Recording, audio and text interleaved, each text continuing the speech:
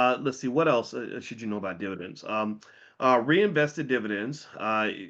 Basically what happens is when you reinvest the dividends, you're using that to buy more shares in the company. So if it's a quality business and the business grows, then your wealth will grow. But the thing about dividends, one thing you should probably remember too, is that a high dividend does not mean that that's a good company to invest in. Sometimes the dividend yield, which is the amount of the dividend divided by the stock price, can go up because the stock price has gone down, right? The yield can be really high because the company is in trouble. And so when a company's in trouble and you're leaning on their dividend, then that can be very risky because that company may have trouble maintaining the dividend. The companies do a lot to try to maintain the dividend because when they cut the dividend, that's considered a bad signal to investors. That's like telling investors, "Hey, we're struggling, we're a little worried, we're not doing so good," and that can make investors a little nervous and worried, and so companies will be very hesitant to cut their dividend. So when they finally cut it, that's when investors say, "Uh-oh, that's a big problem because we know that was like a last resort sort of move."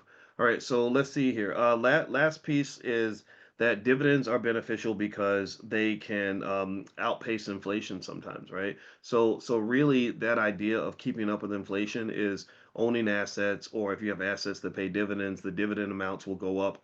So here's the thing. One of the little gripes I would have with America that I think makes America patently unfair financially is the fact that inflation rates can be super high, but workers' wages aren't sort of being forced to keep up with inflation. I think that's unfair. I really do. And the thing is that what is true though is that this isn't true for everybody. Investors in dividend-paying companies, they get pay raises every year, and the pay raises, they're much stronger than inflation. So if you are an investor in this country, you kind of get first class treatment by the American economy. And that's another reason why I really want everybody in your family to invest, because workers are not supposed to be the beneficiaries of America, at least according to the way the system's developed. It's not, I didn't make the rules, it's just the way things work. The workers are the commodity that makes the economy go. Black people are the commodity that makes the economy go. This economy is to some extent, it's a kind of an elitist framework in the sense that there are the wealthy shareholders who everything's sort of designed to serve them. Milton Friedman at the University of Chicago, which I mentioned, Chicago's kind of the Vatican of finance, so they have super smart people there. Um, and uh, and literally he said, he was one of the leading economic authorities. He said the number one job of any company is to maximize the wealth of the shareholders.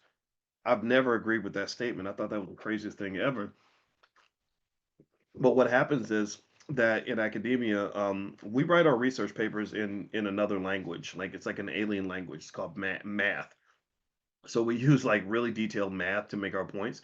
And what happens is it's almost like when the old priests used to write in Latin, and 99% of the people didn't know how to read Latin. So they couldn't even debate with them because because in order for them to even hear your argument, that you had to write it in Latin. And people are like, I don't know how to write Latin, but I know that what you said was BS.